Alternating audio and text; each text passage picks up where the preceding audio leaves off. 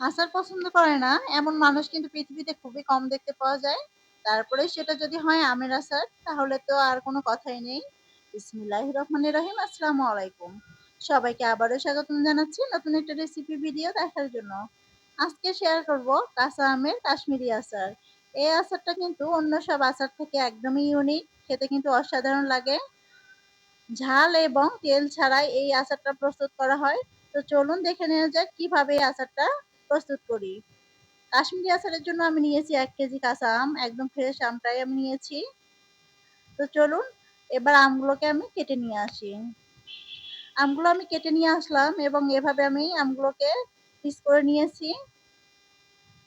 ৪-৫টাই কিন্তু সমান হয়েছে, লম্বা লম্বা করে কেটে নিয়েছি এরকম। খুব বেশি মোটা না আবার খুব বেশি চিকন না। এটা কিন্তু কুচিয়ে আমের আচার না, এটা হচ্ছে কাশ্মীরি আচার, আমের আচার। তারপর আমি আমের স্লাইস গুলোকে একটা বড় মিক্সিং বোলে নিয়ে নিলাম। এবার দিয়ে দিব ১ কাপ চিনি। আমি সামান্য একটু বেশি দিয়েছি। এই ১ কেজি আমের জন্য কিন্তু ১ কাপ চিনি যথেষ্ট। আমার মিষ্টিটা কিন্তু একদম পারফেক্ট ছিল।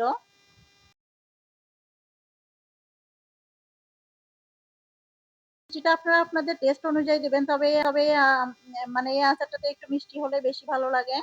এবার চিনি দিয়ে আমগুলোকে আমি আলতো হাতে মেখে নিব এবং আমগুলোকে এবার রেস্টে রেখে দিব। আপনাদের হাতে যদি সময় থাকে ৪ থেকে ৫ ঘন্টা এগুলোকে রেস্টে রেখে দিতে পারেন।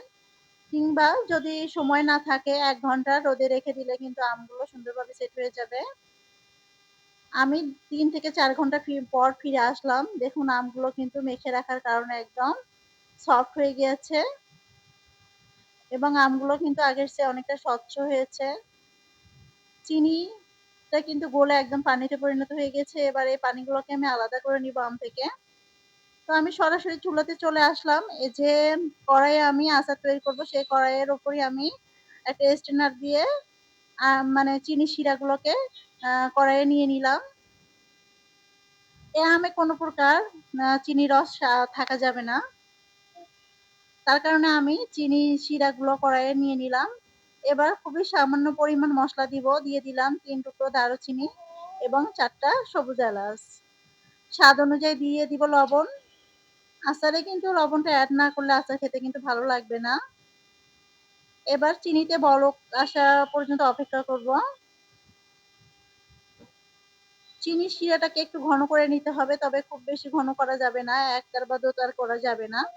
চিনিটা যখন হাতে নেওয়ার পরে একটু চিটচিটাবে তখনই কিন্তু এর মধ্যে দিয়ে দিব আমি ২ থেকে ৩ চা চামচ ভিনেগার এবং ভিনেগারটা দেওয়ার পরে আমি সে আমের স্লাইসগুলোকে দিয়ে নিলাম। এবার এগুলোকে নেড়ে চেড়ে রান্না করে নিব। মিডিয়াম হিটে এগুলোকে রান্না করে নিতে হবে। হাঁড়িতে এগুলোকে রান্না করতে যাবে না। এই আমটা বিশেষত্ব হলো আমগুলোকে কিন্তু একদম সিদ্ধ করা যাবে না, যার কারণে আমি কিন্তু চিনির রসটাকে আগে জাল করে নিয়েছি এবং চিনির রসের মধ্যে যখন আপনি এই আমগুলোকে রান্না করবেন তখন কিন্তু আমগুলো গলে যাবে না বা একদম সিদ্ধ হবে না। এই আমের মধ্যে একটা কষানি ভাব আসবে। এখন অনবরত নেড়ে চেড়ে আমি আচারটাকে রান্না করে নিব। কড়াইয়ে যাতে কোনোভাবেই লেগে না যায় সেদিকে লক্ষ্য রাখতে হবে। আমার আচার কিন্তু একদম রেডি। এরকম স্বচ্ছ একটা কালার চলে আসবে যখন, সে পর্যায়ে বুঝে নিতে হবে আচারটা হয়ে গিয়েছে। এর চেয়ে বেশি কিন্তু আর জাল করা যাবে না। আমি আচারগুলোকে সার্ভ করে নিচ্ছি। এই আচারটা আপনি যখন খাবেন মানে দাঁতের নিচে একদম কচকচানি একটা ভাব আসবে আর কি।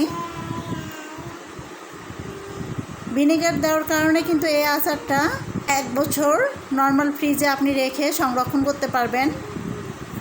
আচারের রেসিপিটা আপনাদের কাছে কেমন লেগেছে অবশ্যই কমেন্ট করে জানাবেন। যদি ভালো লাগে প্লিজ আমার চ্যানেলটিকে সাবস্ক্রাইব করে অল নোটিফিকেশনটি অন করে রাখবেন। আর আপনি যদি ভিডিওটি ফেসবুক থেকে দেখে থাকেন অবশ্যই আমার পেজটিকে ফলো দিয়ে পেজের পাশেই থাকবেন। আজকের মতো বিদায় নিচ্ছি, সবাই ভালো থাকবেন। আল্লাহ হাফেজ। আসসালামু আলাইকুম।